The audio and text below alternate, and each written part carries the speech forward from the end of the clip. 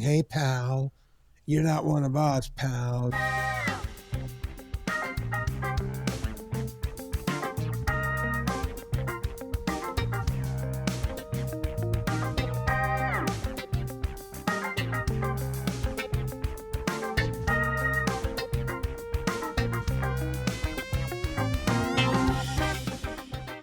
think it's a little more important to see Nicole than you. Oh, Yeah, I agree. I don't like to see myself even, but yeah, we want to see the pretty over here. We don't want to see Thank you. your ugly mug. Amen. all right. Vinny, thanks so much for being here, by the way. And you okay if I just launch into this?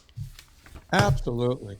Okay. We're doing Mary Poppins, right? Which movie? I watched The Sound of Music and Mary Poppins. Can't remember which one. I'll tell you what, Vinny, we're ready for anything in this house. Oh, okay. We could do Mary Poppins, right, Nicole? Listen, I could do Mary Poppins or The Sound of Music any day. Matthew would love that. Matthew would absolutely Matthew love would be mad that he's missing it. Really? it. Okay, welcome to the Too Old or Pure Gold Movie Podcast. In today's episode, we're discussing the 1987 arm wrestling action movie Over the Top. The format of our podcast, two Gen Xers rewatch beloved movies from our youth to find out, are they really as good as we remember? To help us debate and ultimately pass judgment, we ask our millennial co-hosts to watch these movies for the first time and help us determine, are they too old or pure gold? And today, we have the most age-diverse cast of any episode yet, with a boomer, a Gen X, a millennial, a Gen Z, and, counting my dad who does the plot summaries, we also have the silent generation represented. So in total, we have a 71-year spread represented to review a movie done in 1987 by an actor that was 40 years old when he shot this film. So, Anthony, that makes you closest in age to Lincoln Hawk. Doesn't feel like it. So let me introduce everyone. I'm your host, Olen Vanderleeden, representing Gen X. Returning today for his second time on the show to represent the Boomers is special guest, Stallone fan, and too old or pure gold favorite, Vinnie Tortorich. Hello. Vinny, our last episode we did together, First Blood, was honestly one of the best times I've ever had, period. And not surprisingly, was also a fan favorite episode, so I can't tell you how excited we are to have you back. Thanks for having me. When you said we would do this one day, I was like, they'll never call me again. And here we are. Here we are. Okay, before I introduce the rest of the cast, I just want to make sure we give you a proper introduction. So for anyone that doesn't know him, Vinny is a renowned fitness expert, author, podcaster, and motivational speaker. Vinny is the host of the Fitness Confidential podcast, of which I'm a regular listener, and I encourage everyone to give it a listen. It's very motivational. Vinny has written the very successful book Fitness Confidential. Vinny is also a documentarian who created and starred in Fat, a documentary, which topped the charts for independent films, and Dirty Keto, which was released last year. Vinny is also the founder of three companies, Pure Vitamin Club, Pure Coffee Club, and NSNG Foods. And I encourage you to check all of these out. And just on a personal note, Vinny, I love your Stay Motivated segments on Twitter or X or whatever we call it. I really enjoy those. Oh, thank you. Back to our cast. Representing the millennials today, we have our one-handed exercise expert, Anthony. Don't tell my mom. We're also proud to have our beloved Gen Z and hawk rights activist, Nicole, here to help us break down this classic film. Hello. Today's movie is the 1987 action movie Over the Top. Over the Top stars Sylvester Stallone in one of his most convincing sports roles since Victory. Seriously, is there anything this guy can't do? Over his career, he's literally created 6 different sports-based movies. We'll talk about those later. He's acted in every genre of movie, and he's even done country singing. No way. We'll get to that one. This movie was directed by the Menem Golan, known for Cannon Films. We talked about the lore of Cannon Films when we did the Bloodsport episode. And Golan did Cobra right before this, Vinny. He did Delta Force with Chuck Norris, and after this, he went on to producing roles with Superman 4 and Masters of the Universe. I love everything Cannon Films does. The tagline from this movie poster is, "Some fight for money, some fight for glory. He's fighting for his son's love." Oh, how sweet. IMDb describes the film as, "Tough trucker Lincoln Hawk is determined to win back his son and triumph at the World Arm Wrestling Championships." And Listeners of our show know that I always get my 93-year-old dad to watch these and do the plot summaries for those that may not have seen it. And I'll state for the record right now, I think he nailed it better than IMDb. So, Vinny, if you remember, my 93-year-old dad, I make him watch every single one of these movies. So check this out. Having seen this inspiring movie for the first time, I honestly believe it will appeal to a wide range of viewers. We'll see elements of power and strength, trucks in the open road, anger and sadness, compassion and reconciliation, and mostly a dad and his son trying to build a relationship. Wow, that's quite a bit for one movie. But, in a nutshell, this is the story of a truck driver, Lincoln Hawk, who takes his estranged 12-year-old son Mike on a road trip. Mike is still angry, believing that his father abandoned him, and Mike does not really want to stay with him. He wants to stay with his grandpa. Until one day he discovers a whole bunch of letters that were never sent on to him. So he jumps in a car and he drives all the way to Vegas, where he watches his dad compete in an arm wrestling competition. Dad wins, of course, and Mike tells him he wants to stay with him forever. Dad also wins the top prize, and that is a truck. So all is well. So, Vinny, if you can believe this, so my dad watched this with my mom, who's 90, and after they watched this movie, they both excitedly called me, telling me this is one of the best movies they've ever seen. Really? I am not kidding you. They said it's one of the movies they've ever seen. Oma in particular loved it. Yeah. So Okay, okay, hang on. Did they see Citizen Kane? I believe they have, yes. Godfather? Yes, they've seen Godfather. That surprises me. Jaws? They have seen Jaws. They watched it with me, but they only watched it a few years ago, and I don't think that they really knew what was happening. I think it was distracting. Saturday Night Fever, which, by the way, people laugh about it now because it was disco, but probably one of the best movies ever. I don't laugh about it. That's a fantastic movie. I love it. Yeah, it was Gene Siskel's favorite movie, by the way, ever. Excellent dance movie with a dusting of rape in there. A dusting of rape. I mean, the theme was constant rape. But by the way, I was watching. There's another movie from the '70s. About a year ago, I was watching Lifeguard with Sam Elliott. Oh yeah. Who, the 16-year-old girl on the beach that he has statutory rape, and they play it off as after they have sex several times. He goes, "Yeah, we're going to have to stop doing this. You know, they frown upon these type of." Oh, really? They frown upon statutory rape. Okay, got it. By the way, the actress in that, she was gorgeous back then, but she's one of those actresses, and I was going to bring it up, and this is going to come full circle. She's one of those actresses that as she aged, she got better looking. And I can't think of her name right now. And it's the woman that was in Lifeguard. If anyone over there can look it up really fast. She's in her 70s now, and she is gorgeous. The reason I bring that up, and I didn't mean to talk about a rape movie like Lifeguard, but Susan Blakely, who plays Stallone's wife. No, it wasn't Ann Archer. Oh, no? It was not Ann Archer. I guarantee you it wasn't Ann. She's another one that got more beautiful as she got older. But I'm picturing the woman. Kathleen Quinlan?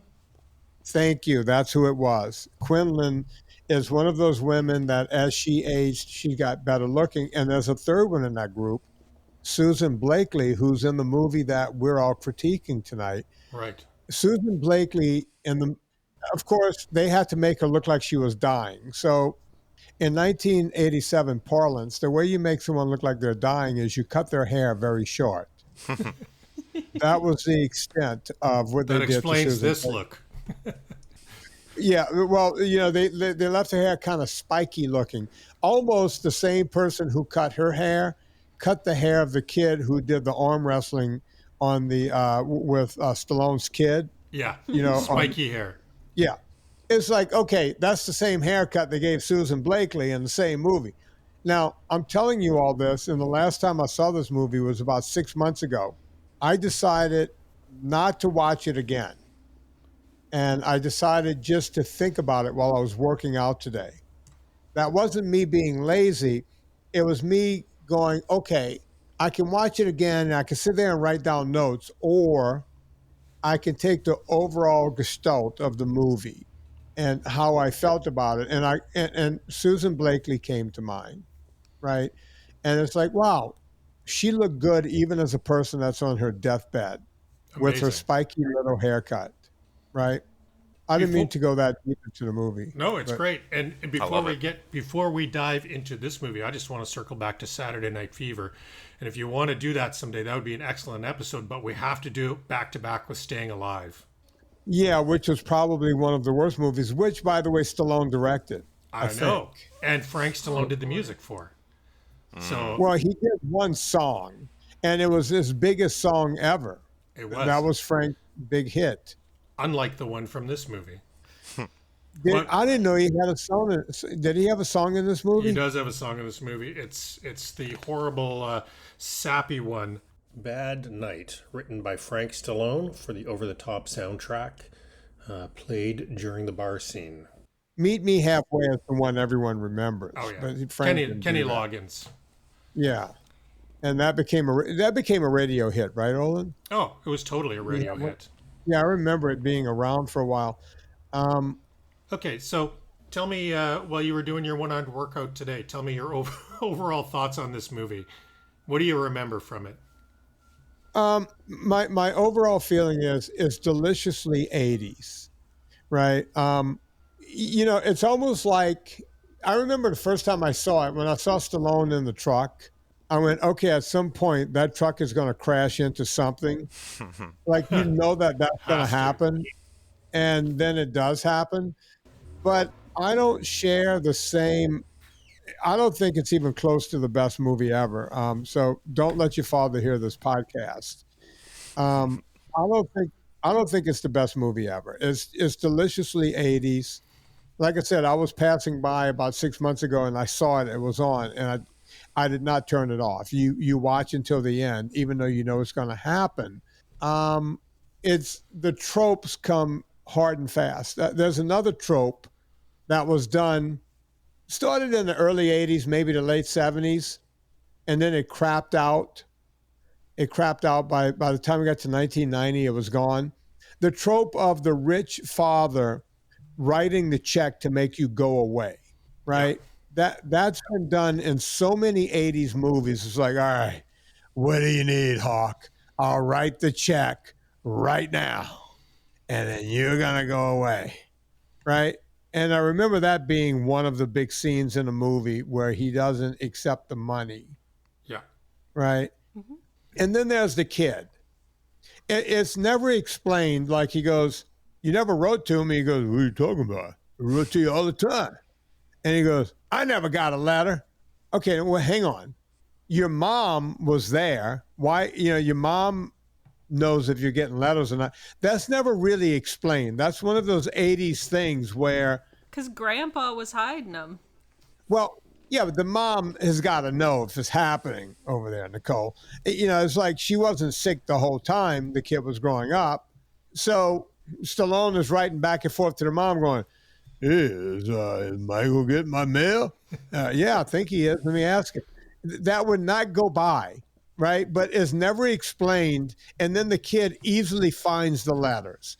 If someone is hiding mail away from you, why aren't you just throwing them in the fireplace? Yeah, he was rich. He was Yeah, rich, I was- but not shredder rich. I thought that was interesting too, because I figured when it happened, he was having that dialogue with the son. Oh, the rich grandpa who hates him, just stole the mail. But then he finds it in the mom's purse, mixed with all the other mail. So maybe she's the bad guy. Oh, I never thought of that. That's an evil twist. Yeah, that's an interesting thought. You see, I'd forgotten that. I just remembered it was easily found, Anthony. And so that's one of those sloppy writing techniques where, we don't know, the letters are found, right? Why? why weren't they given to the kid? If she so wants the kid to have a relationship with the father, why not?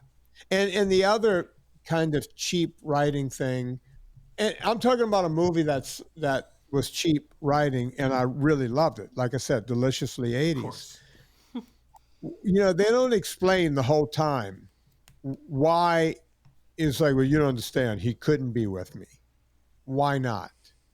They don't explain that at all throughout the whole movie almost. Mm-hmm. I think it's just a method they used in the movie to not spoon feed you everything, because we also don't know why they broke up at all. We don't know what happened there. I think it's supposed to be mistakes. implied that Grandpa drove him away because Grandpa always hated him. Yeah. It's a good Well, point. Vinny, I was wondering the same thing about the letters and the relationship with the son. It sounds like he never called him either, which maybe makes him a bad dad. Because you would think if you called him, he'd say, "Hey, what'd you think of the card I sent you?" But maybe he tried to call and Grandpa picks up because they lived in Grandpa's house and Grandpa said, "Screw you," and hung up. It's a good point.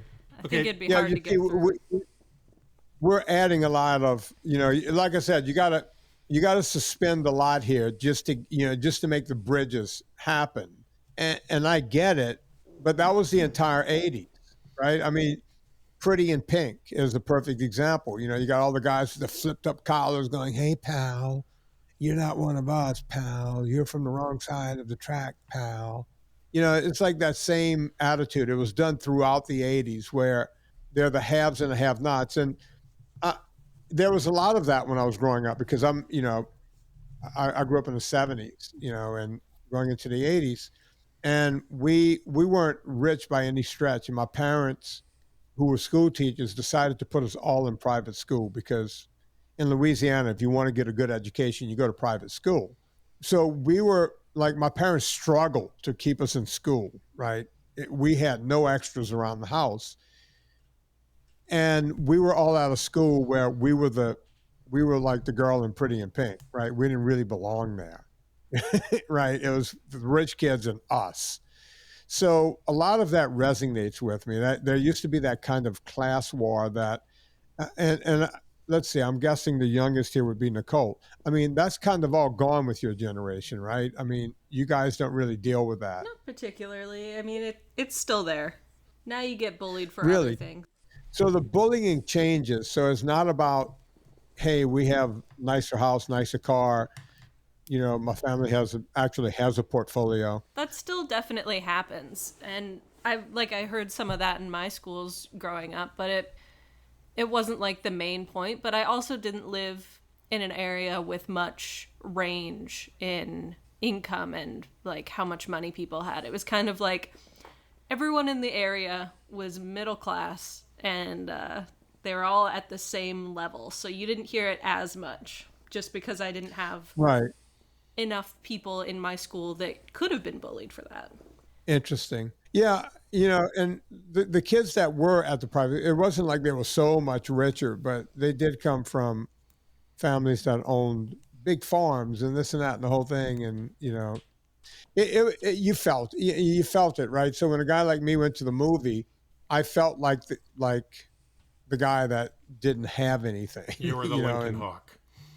Did you find a hard time resonating with the son and Lincoln in this then, Vinny? I saw Lincoln's side of it, right? He was never trying to make excuses for who he was, right? He's like, look, I'm a truck driver, and that this is who I am, and I want my son to see who I am. My wife wants my son to see who I am, and hell, my whole life, even when I started making more money, I was working with people who were living in mansions, right? That was my job. So again, I was the guy with way less than the people, so I've always felt like I was the Lincoln Hawk in this world, right? The guy that, people might look down on a bit, I guess. And how many professional arm wrestling competitions did you compete in? Zero. Still today, I've never really armored, other than guys when you're a kid going, come on, come on. And I'm glad you brought that up because apparently, again, 80s trope. he's in a restaurant in the middle of nowhere in the desert, and a guy with a mullet comes up behind him and goes, "Hey, man, you're Hawk?" Yeah. Who's asking? Me. Okay. Great dialogue. And look, I'm remembering this dialogue from 6 or 8 months ago, whenever I watched it. Yeah.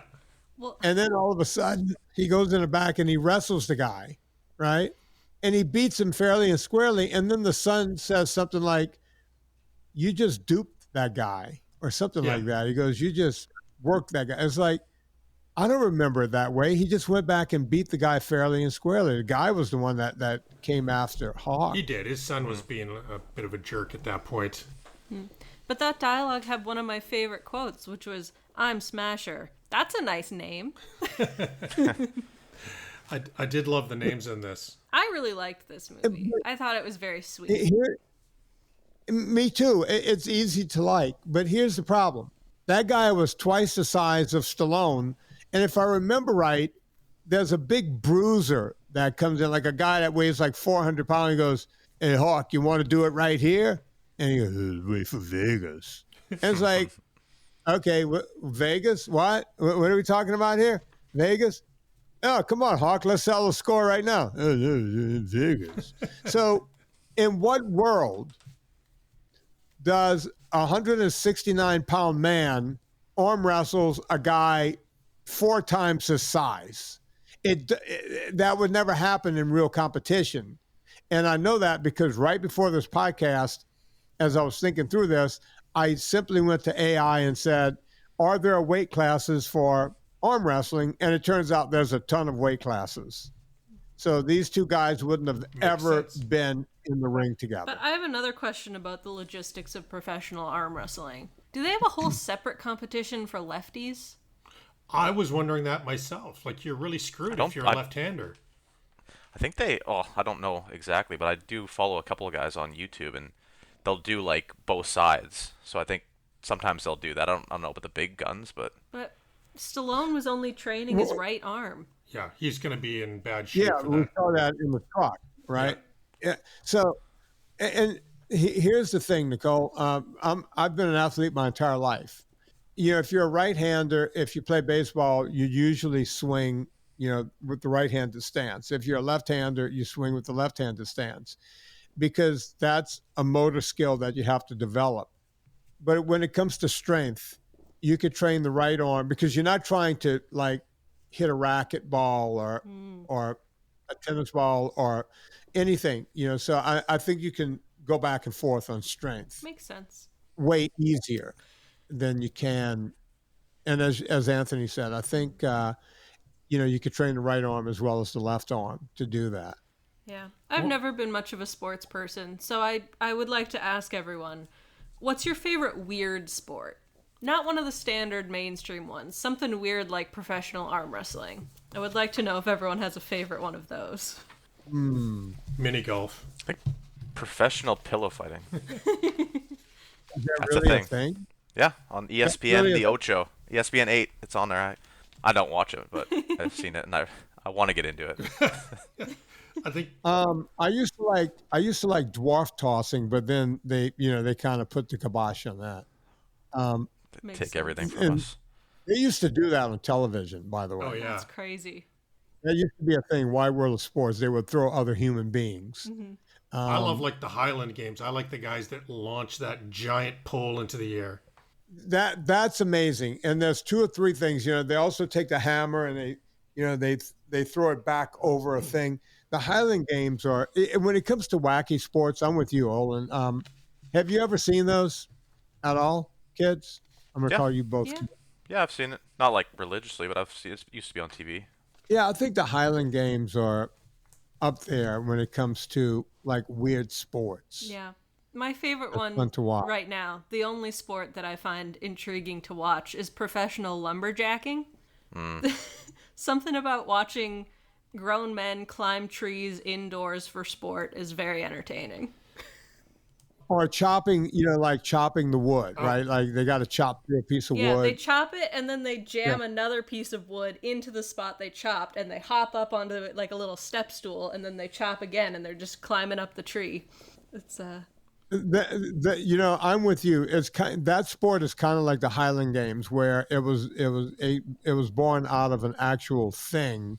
And the other thing they do is, have you ever seen the log rolling when they get on two men on the log and they're trying to get the other guy off Yeah. by rolling on the Oh, water? that's good. That's pretty awesome Yeah. because someone's nuts are going to hit that piece of wood at That some reminds point. me of the cheese rolling. If The you're cheese talking roll. weird sports, cheese rolling is the best, and I think that's the one where you get the most injuries. Oh yeah. Have you seen The this, most Vinny? injuries. Steep hill. No, You Oh, roll a Vinny, you cheese gotta. down the hill, and then everybody runs as fast as they can after the cheese down a steep, steep hill. And people, they don't even run, because if you want to win, you can't just run. So people throw themselves down the hill, and they're literally just like tossing themselves and bouncing down the hill to try and beat the cheese. Arms and legs flailing, limbs breaking. It's amazing.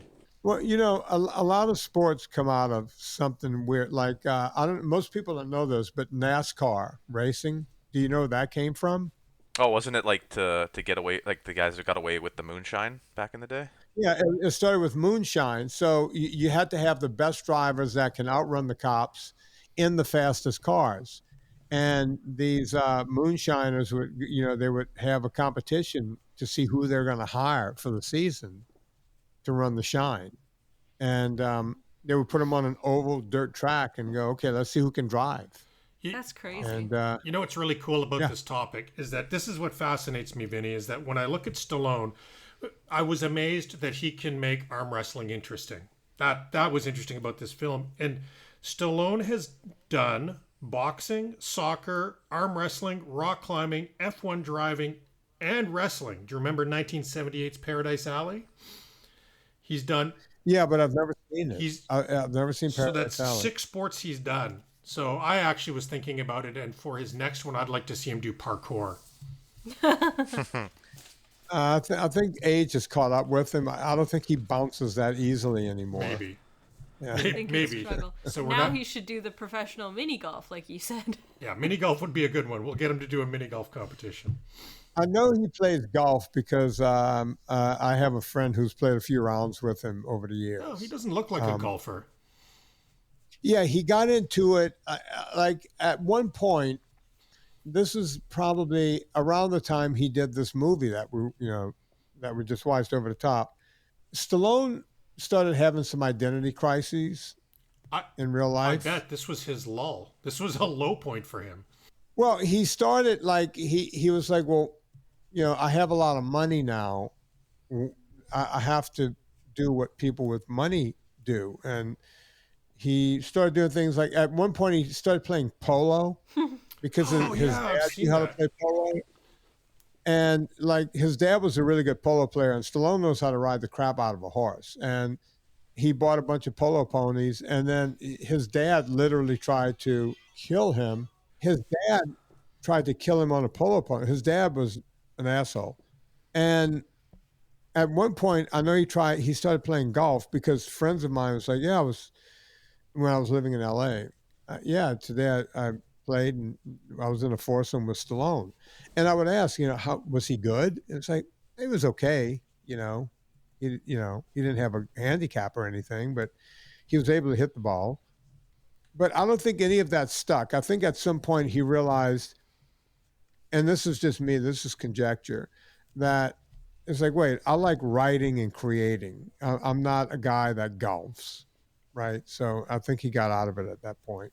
I can see We're that. glad he did. But this was certainly a lull in his career, not financially, but at the box office for sure. Yeah. I feel like this movie, it screams a lull for him. Like he's just anything he'll try, and he's pulled in by the money, I'm sure. But it's a lot more than just an arm wrestling movie, which kind of shocked me. If someone pitched the movie to me, I would say that's pretty stupid. But course. I really enjoyed it. And I thought the things that would have made it stupid in theory were the things that made it actually interesting. Because just a normal sappy father-son reuniting movie probably wouldn't draw me in this much. But the added element of arm wrestling, jerk rich grandfather, dying mom, like all of the details made it flourish. Yeah, I'm kind of siding with my dad on this one that I remember the film from 1987. In fact, I felt like I remembered every scene, but watching it from end to end, I thought, yeah, why is this a B movie? Why wasn't it more successful?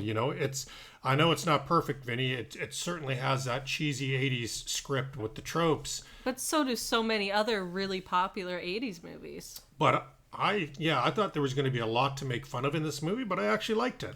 I can't help it. Not a whole lot to make fun of, and because he's trying to create a relationship with his son, I just remember the tropes, right? Because the last time I saw it was 6 months ago, and whenever you watch an '80s movie, you remember the '80s tropes. Hmm. If I remember right, stop me if I'm wrong. When he shows up to pick up his son from military school, is he wearing like a denim work shirt but with a tie on, Clip-on tie, or Yes. to be exact. maybe rolled up a little bit or something? But I remember him having like work boots on Yes. and slacks. It wasn't jeans, And and like suspenders. Yeah, Yeah. that was one of yeah, my suspenders things I on. wrote down for good parts is suspenders. Very snazzy. Yeah. So he was dressed in like this old worn out work shirt and wore a tie, and that was. I just remember that being one of those tropes from the '80s. I'm going to do the best I can by putting this tie on. What You know, about that kind of his thing. wife's funeral when he shows up in a black denim shirt? That was his. I've forgotten that part. And shows up late and interrupts the priest while he puts Yeah. Yeah. the roses on that the, was the not casket. cool. Don't mind me. Don't have time to stay. Just gonna drop these and go. Yeah, I got stuff to do. I got. Here's the one. All right, so the father's trying to buy him out, right? Right. So I remember that he was trying to write him the check. Get out of our lives. Here's a check. But if he wins the competition, he's going to win cash prize and an 18-wheeler with a trailer. Now, most 18-wheelers don't come with a trailer, right? Right. You just go if you have your own. I know this because I have family in the trucking business. You just own the tractor. You own the front part of the truck, and then you drive and you hook up to whatever company you're hauling for that day. Right. Right. Okay. In what world is the grand prize a 18-wheeler? Right? Are we to assume that every arm wrestler is also a truck driver? I'm with you, Vinny. I thought it was very poor writing that he sells his only source of income, the truck, to bet on himself, but then the prize is a truck that's 20 times more expensive than the one he just agree. sold. But I also, didn't love that. selling all your assets and gambling all of it on something that is so risky is so stupid. It's a great question. He established all he owned was the truck. Would you guys bet every penny on yourself? I might bet 10 grand, but not all 70. Or I'd bet the 6 of the 7 grand. All right, so Stallone has done that throughout in his real life, right? Most people don't know this, but when he was writing Rocky, he had a kid on the way and he had no money and literally sold his dog. Oh, yeah. The dog that was in the movie, Butkus. I know that story. He sold his beloved dog just to be able to eat so he could give his wife food because she was pregnant. So I think Stallone's had, and look, Rocky is an all or nothing movie, right? Yeah. Rambo is all or nothing, right? In a weird way. So the theme carries on and on and on. And whenever he writes the same story. It's, as you said, sometimes it's on a soccer field, sometimes it's arm wrestling, other times it's boxing, what have you, right? It's always written around, I'm cashing in everything. And I'm not sure that sends a good message in the world, right? no. To cash in everything, I but it makes for a good, inspiring story. Well, he makes a good motivational speech. This world isn't going to meet you halfway, contrary to the song. Was a really good dad speech. If that's all you've got, and believe in yourself, I like all that. Believe in yourself, go for it, push yourselves. I like all of those things. But to establish that every penny you have, the only way you can make a living is this $70,000, and to bet it all when you could get injured, right? Sometimes just attitude alone doesn't pull you through to the championship. And I'll tell you something else. I'd bet it all on the guy who hadn't been beaten in 10 years. I might put a few grand on him three too. times your size. And by the way, the world meets nobody halfway. That was when the kid lost the wrestling thing, right? And then somehow miraculously the kid went back in. Stallone turned the cap around, and that was the magic, And on the kid, he turned the cap around. The kid won. That leads me Mind games. to a question for Anthony. Anthony, do you regret that I didn't pimp you out for arcade arm wrestling matches more often? And more importantly, is it too late? Could probably sneak I think in there right this now. could be a good father-son weekend, right? We could do that. Make a few bucks. Okay, back to the truck. Again, he establishes that this is his only way of earning an income. And I get the anger of being locked out by Robert Logier, the evil granddad, and driving through the gates. I would totally do that to get my son.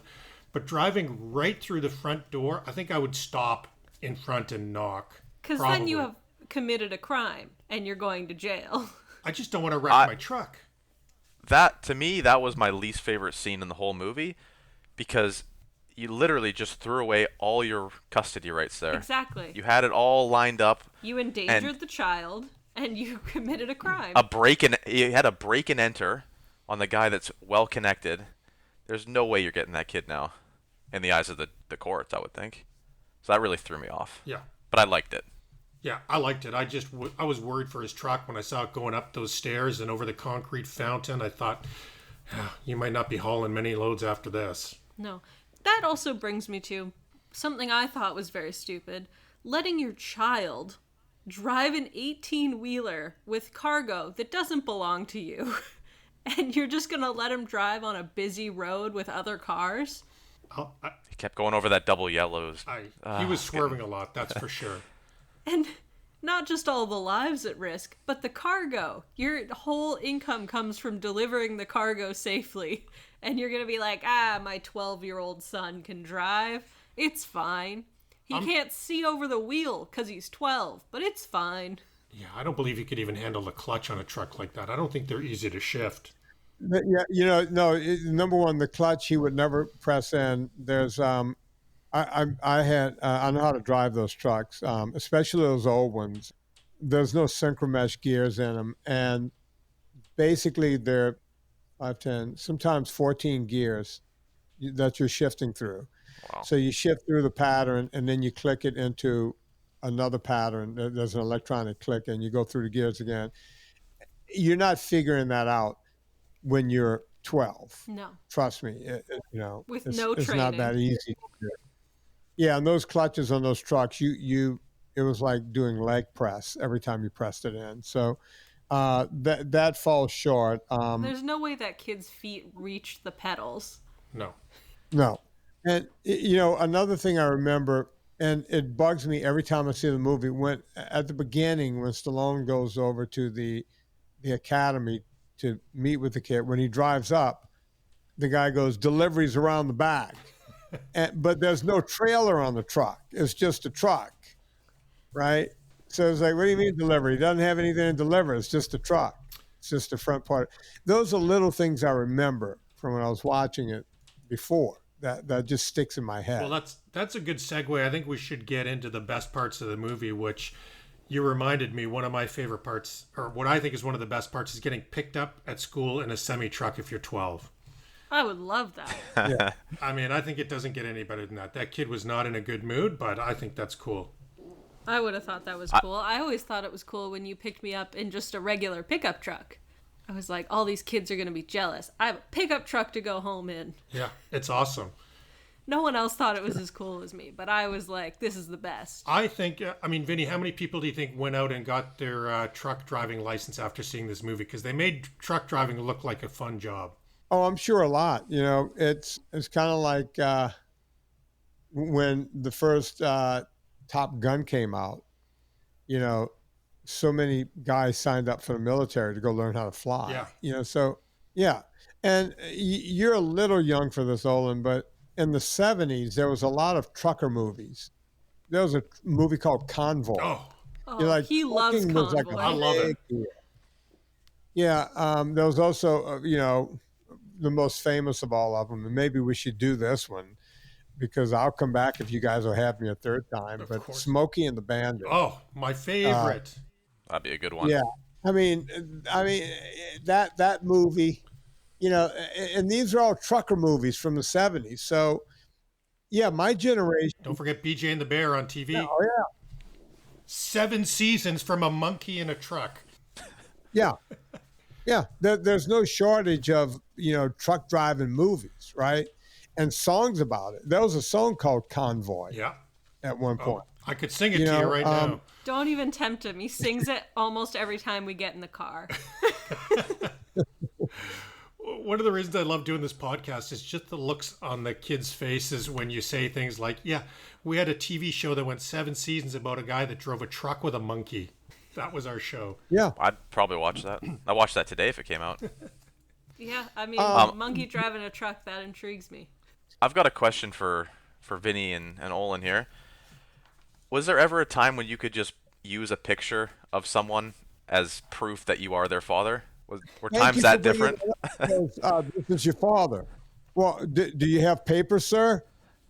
Oh, I got a picture of me and your mom right here at our wedding. I was like, thank you for bringing that up. They handed this kid to a guy that had a photo. I was thinking, That's- what a different time that you I guess you couldn't fake pictures back then, right? It must be real. Yeah, it's got to be real. That's true. Thank you for bringing that up. I remember every time I've seen that movie, I remember going, can I see some paperwork, sir? Because he's calling him sir. Sir this, sir that, sir. Yeah, I got it right here. Look at this. And I'm like, paperwork, that's a photo, But you got to assume there was more paperwork than the photo that they showed the general. Yeah. I figured it was more artistic, gonna paint the I- picture for us, but I thought it was so assumed silly. The general got all the information because he called the kid there and was like, yeah, Yeah. your mom called and said you have to leave with this guy. Would have been better if for you the had just kids. done this, right? Like, that's you and me, right there. Yeah. I'm the big one, you're the small Just a one. little stick drawing. You Yeah. can tell by my muscles. That's me. Oh, that was good. Yeah. Like I said, Anthony, deliciously 80s. You got to suspend disbelief left, right, and center if you want to get through the movie. Agreed. Okay, a couple other things I liked. I love the hand harness idea. Anthony, what do you think if we get them to use that in the UFC now? Wouldn't that be fantastic? The hand? They actually have. I should have brought this up earlier when we talked about abstract sports. Is many years ago I remember watching. It was arm wrestling where they would lock your hands together, and you would also box with the other hand. I remember You've probably seeing seen that, right, Vinny? Yeah. Yeah. I don't think they do it anymore, but Well, that's Yeah, what they would do that in the cage, too. They would put you in a cage. that's what And- Bill Hurley was trying to do. He was punching Stallone in the face while trying to arm wrestle, and the judges were just like, whatever, that's fine. Actually, I sign off on that. Yeah. It's the final match. You got to get your opponent's attention, and Is that how you get your attention? yeah, really Stallone hit himself. So it's true. Yeah. Stop hitting yourself. And I gotta ask you guys what you think about the whole hat turnaround move. I turn the hat around and I turn into a truck. okay, I had to look this up because I was interested. Something felt weird with it. He didn't invent the move, but he apparently, according to my research, popularized the spin the hat around to get down to business, that whole thing, according to the internet. Anthony, before you got here, I was telling Vinny I bought him that hat as a gift for doing this. So next time we do the Coming my pod, way. I'll be wearing he's it going to be shortly. wearing a Bono hat backwards. Amazing. Beautiful. Yeah. Yeah. Again, going back to Smokey and the Bandit, right? I'm always happy to go The back. Bandit, Sally Fields says to Burt Reynolds, "Do you ever take that hat off?" And he goes, "Well, I take it off for one thing and one thing only." And she goes, "All right, take it off." Right? And then they show it, and you guys wouldn't know what this is, but they show it hanging on the antenna of the car. Your world has no antenna. It's been self-serving. I've seen that movie so many times. I love it. By the way, Sally Field, at that age, one of the most beautiful women ever. Oh yeah, And yeah. in this podcast, we love our mustache score. That is the 10. That is the benchmark for the 10, is Burt Reynolds' mustache in that It's year. pretty good. Well, hang on. Uh-oh. Hang on. Controversy. I mentioned the man earlier in this podcast. I mentioned one, Mr. Sam Elliott. Oh. And there's a saying in Hollywood: there are 10 great mustaches in Hollywood, and Sam Elliott has 9 of them. Burt Reynolds has the other one.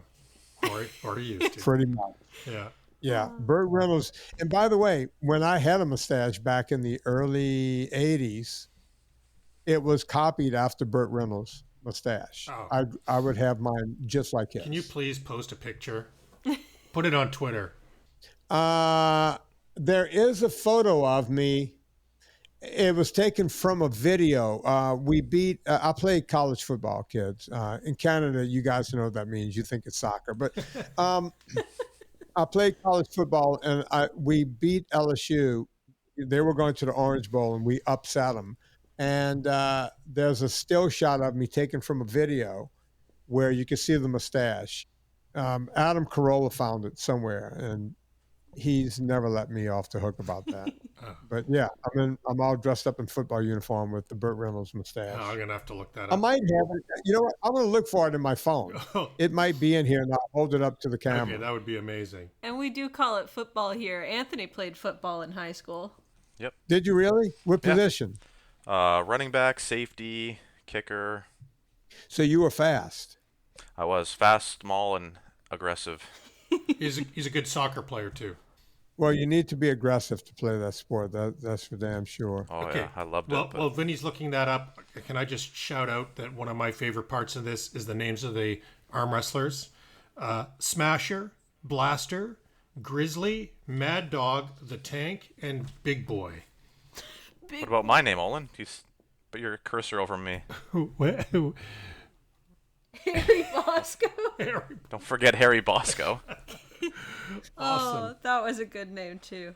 Can I also mention, if your last name is Hawk, is it a good idea to name your child Mike? He's officially Cutler, but yeah, I did. Well, Is when I Mike looked caught up in the parking lot? when I looked up the cast, it listed him as Michael Hawk, even though his name Oh. should be Cutler. Maybe that's why the grandpa wanted to take him away. Yeah. He's like, you can't do this to your son. You can't name him. That's why he got Mike. charged. That's why he got charged in the arcade. He went up to the kids and said, "Would you like to wrestle Mike Cock?" Oh boy. Oh my goodness, that's unfortunate. I really hope that now that he's living with his dad full time, he doesn't change his name. I agree. We are getting into this. What do you guys want to do? Do you have any worst parts you want to cover off?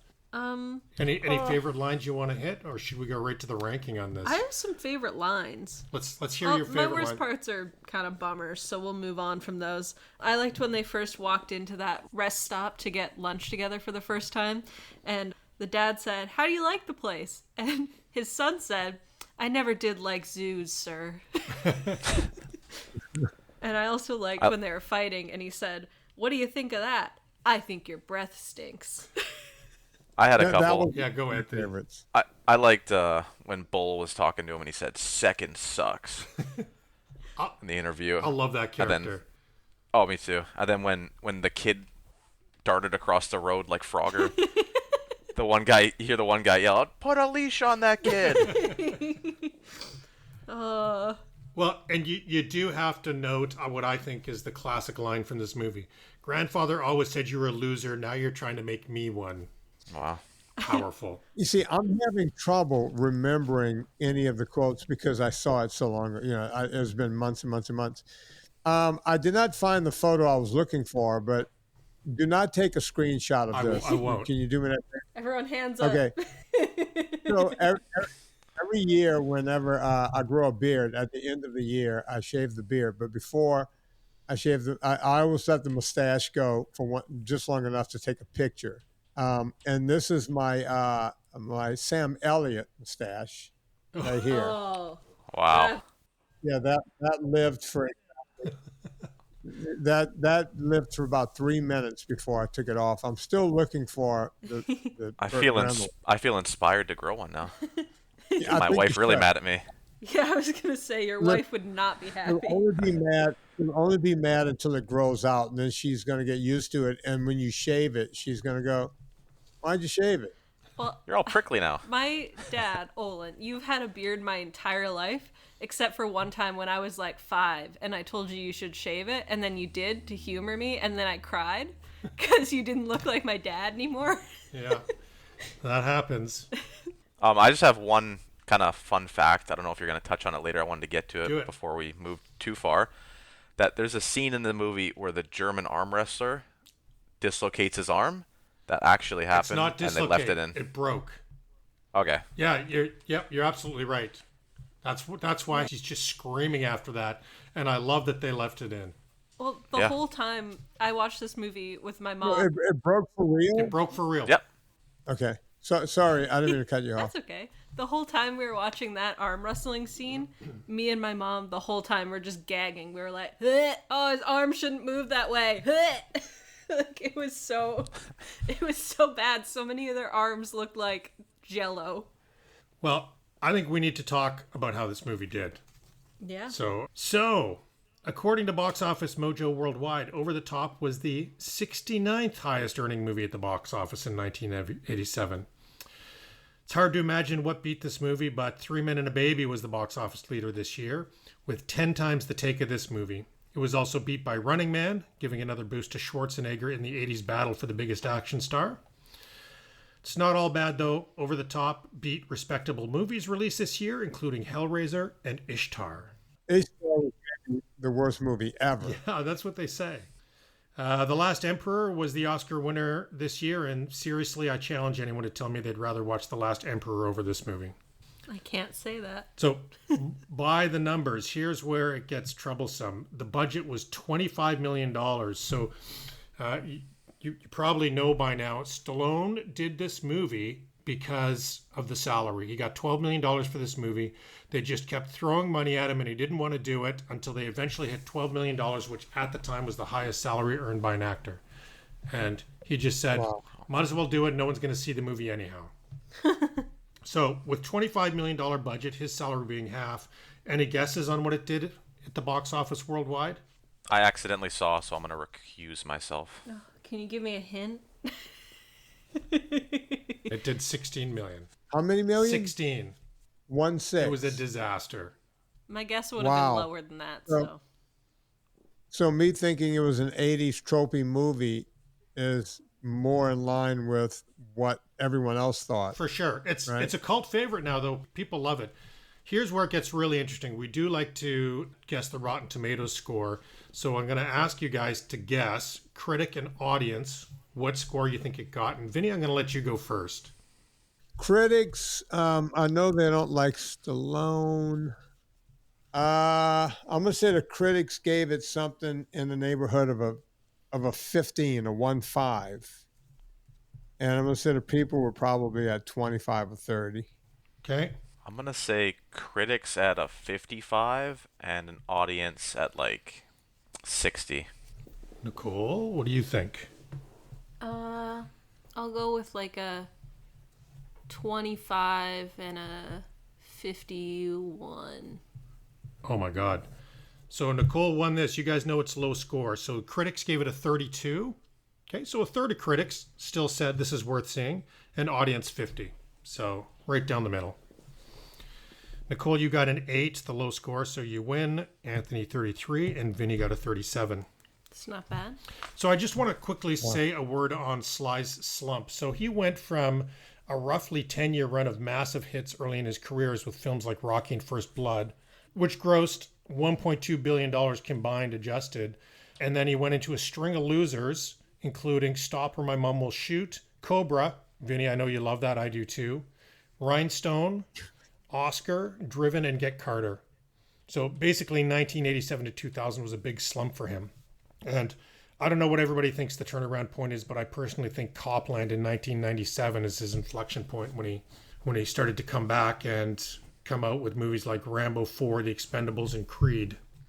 Yeah, but again, he's the type of guy you're not going to keep down, right? He's Yeah, determined. for sure. And he's amazing. I love him. I always thought I hated him until we started watching his movies on this podcast, and now I think I'm a fan. Why did you think you hated him? Because I had Rambo shoved down my throat my whole life. My whole childhood, it was Rambo this, Rambo that. And I grew to hate him from association, I think. Well, we don't have our team Stallone hater on the podcast, which is Matthew. He hates him. Well, let me just talk about Stallone's greatness for a second. So I think he's created the greatest number of franchises in movie history. So Rocky, Rambo, Creed, Expendables, and Escape Plan. So that's 5 franchises that he started. He was also in Guardians of the Galaxy 2 movies, so I don't know if that counts. And Vinny, 4 of his films are in talks for sequels: Cobra, Demolition Man, Cliffhanger, and Samaritan. So, Really? yeah. So he's the franchise maker. And by comparison, Harrison Ford is the next leader with 4. Tom Cruise has 3 franchises and Vin Diesel has 3. Anyhow, yeah. I mean, so you're right, Vinny. You can't hold this guy down. He's just a phenomenal movie-making machine and a good storyteller. Well, I think that's the thing. He knows how to tell a story. I just started watching the Expendables I caught one of them on television, original Expendables, and I loved all of the jokes, that they were doing, where if you knew anything about the other actors or whatever, you get the joke. And it caused me to watch Expendables 2. Now, I haven't seen anything past that, but I'm willing to watch. I think there's 4 Expendables, right? Yeah, there are. Yeah, I want to watch all of them, but I'm in no rush to watch them. It's like, why be in a rush when you can just, take your time and get through them? I'm a big fan of ensemble casts, and I love the Expendables because it's bringing all my favorite action stars together. Yeah, no, that makes sense. I mean, it's that good. Have Okay. you guys seen it, Anthony? I don't think I ever have.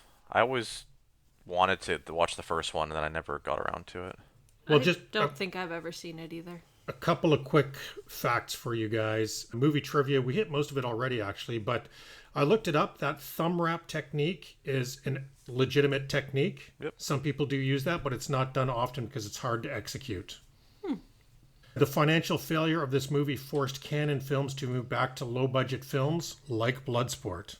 So Cannon Films, they went from doing low budget, then they started getting excited about what they could do and did high budget and went back to low. Yeah, I remember you were saying a couple podcasts ago that they would kind of be like $1 million. That was kind of their goal. And then when I saw the what they spent on this, I was shocked. Yep, it basically killed them. And just on casting, Don Johnson was the second choice for Lincoln Hawk.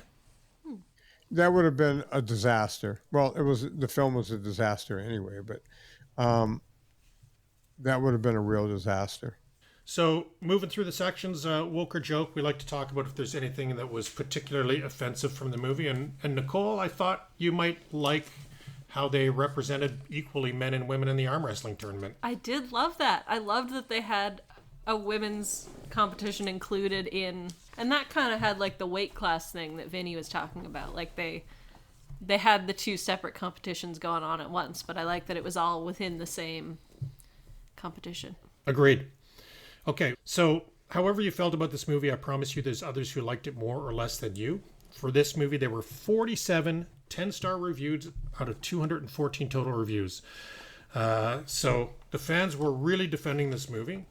And one reviewer called Calvin S. says this is a wonderful movie about a father and son relationship. It's quite emotional and moving. So I agree. Our next reviewer says this is a movie about what matters most in life. It's not about girls, not about jobs, not about being there for your family when you need it. None of that BS. This is about real life, a man's life. It's about trucks, muscles, and arm wrestling. Interesting take. And Doyle's one challenges the haters by saying find a better arm wrestling movie. And Vinny, it's ironic that you named Pretty in Pink because I did the research, and actually in the exact same year, Molly Ringwald of Pretty in Pink starred in an arm wrestling movie called PK and the Kid. And funny enough, it got an 80% on Rotten Tomatoes, so it did 30% better than this movie. Interesting. And Let's hear from people who liked it less for this movie. There were only 11 people who rated it 1 star compared to the 47 10-star reviews. One reviewer named David actually takes exception with the decade more than the movie and says, I hated the 80s, the Reagan administration, the Iran-Contra affair, We Are the World, and movies like this.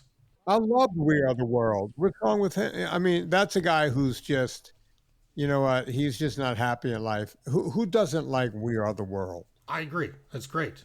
Come on. Another reviewer says this movie's so pathetic it made me actually want to read a book.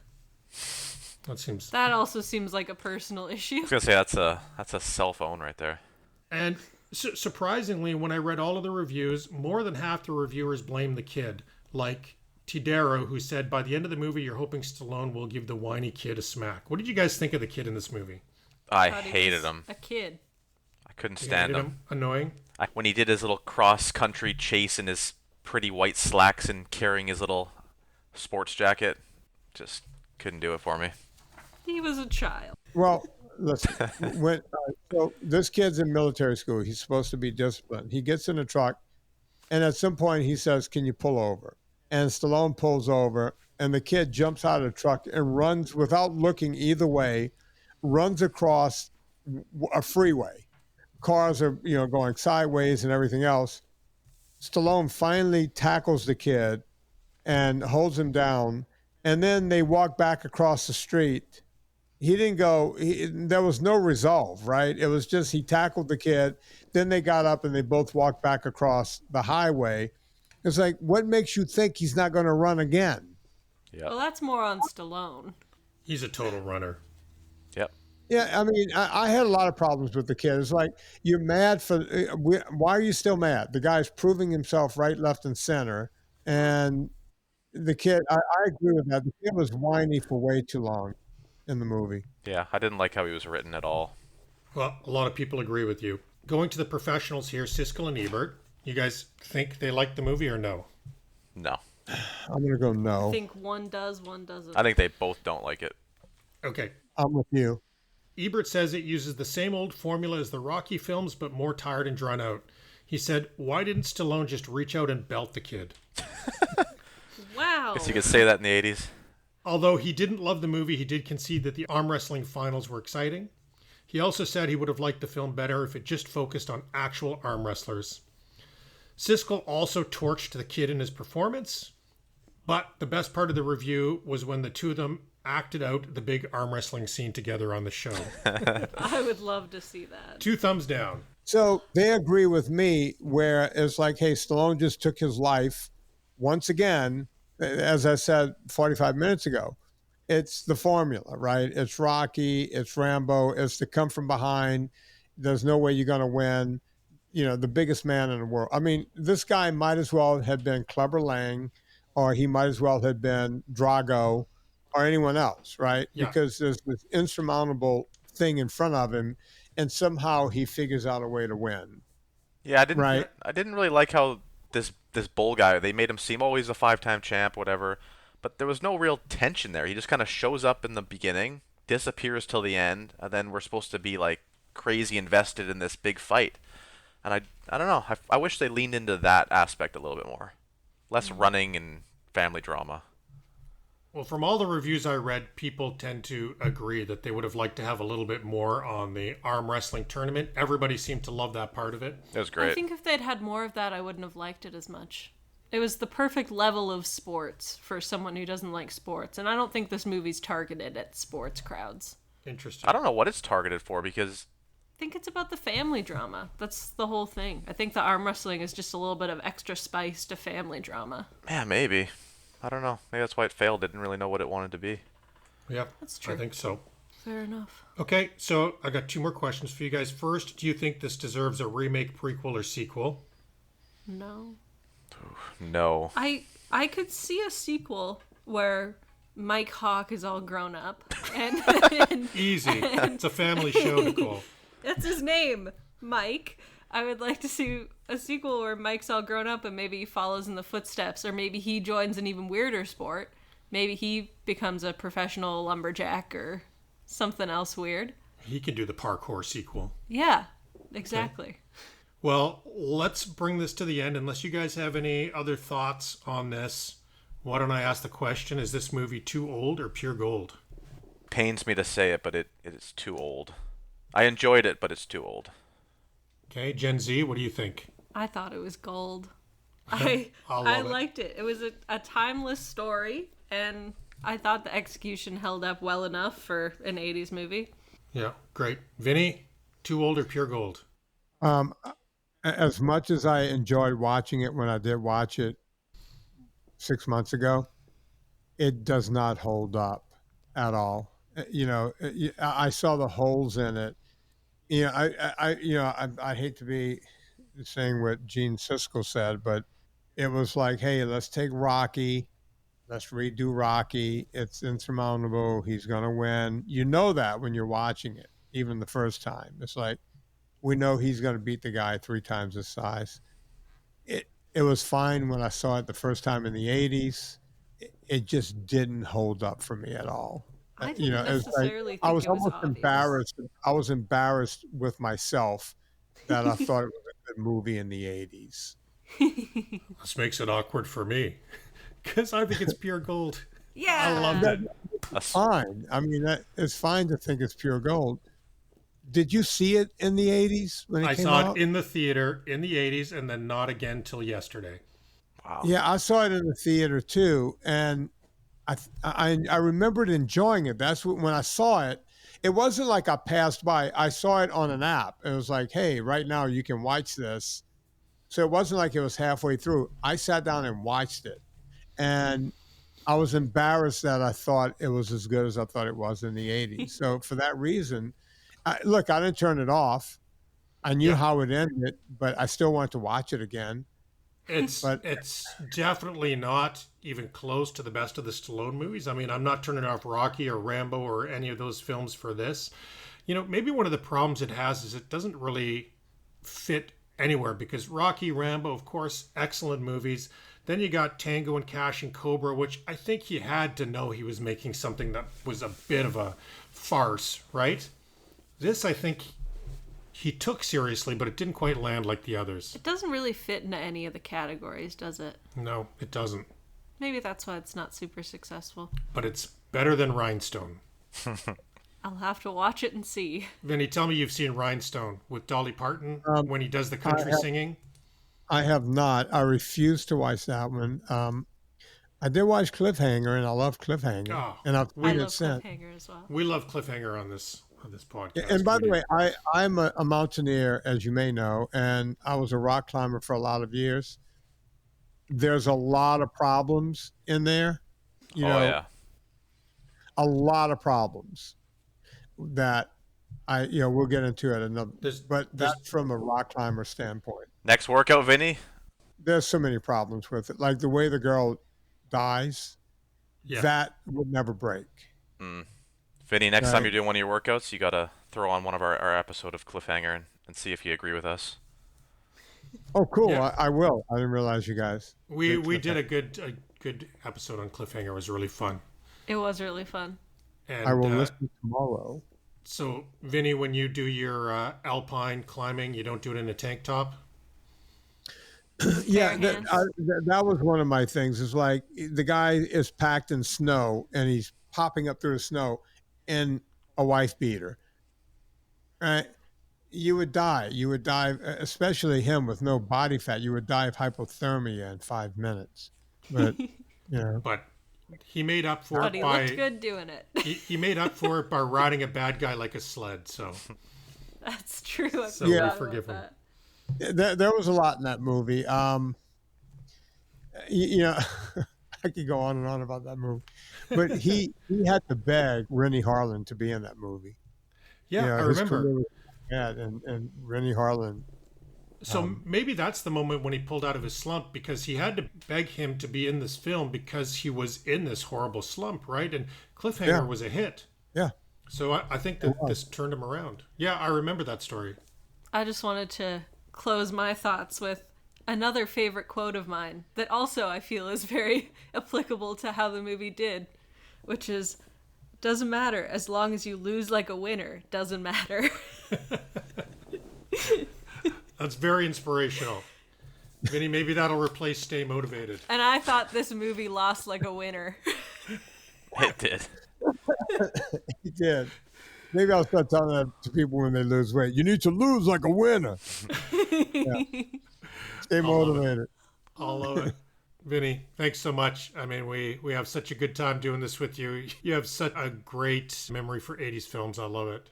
Yeah, I wish I watched it maybe again last night, but I was busy with podcasts. I just got back in town. I went, you know what? I want to take the bird's eye view on this one and see if what I remember from months It was ago. an interesting perspective. Yeah. Well, I mean, if you're into coming back, we'll give you a bit of a break, but we'll invite you back in future, and maybe we'll do that Saturday Night Fever and Staying Alive back to back. I knew what you meant. But, we can also do Smokey and the Bandit. I bet you. I want to see how the millennials do on that. Yeah, that'd be a fun one. All right. Have you guys even seen the movie? No, no, I don't think so. Oh, Olen, come on. Okay, we'll do it. Okay. That's the one. All right. In my household, we have a rule: no one's allowed to watch an 80s movie unless we cover it on the pod. That's the new rule. That's good. We can always do St. Elmo's Fire. Have you guys seen that one? No. No, that one's on my list, though. I have, Vinny, just so you know, I have a 45-page movie list. Yeah. Are you serious? I don't watch movies alone. I'm not kidding. I have a 45-page hard copy movie list of movies I want to see. Nicole loves 80s movies. I mean, the whole reason we started this pod is because we all love watching these old movies and talking about them. So It's a great idea, and I love that you guys have me on from time to time. This is great. Love having you. And I'm stunned that both my mom and dad loved it in their 90s. Did you hear my dad called it very inspirational? He said a lot of positive things. You go to his house today, he's over there doing push-ups. One arm push-ups. That guy's very fit for being in his 90s. Yeah, He can drop to the floor like nobody's business. that's for sure. Wow. Okay, I think we can wrap it there.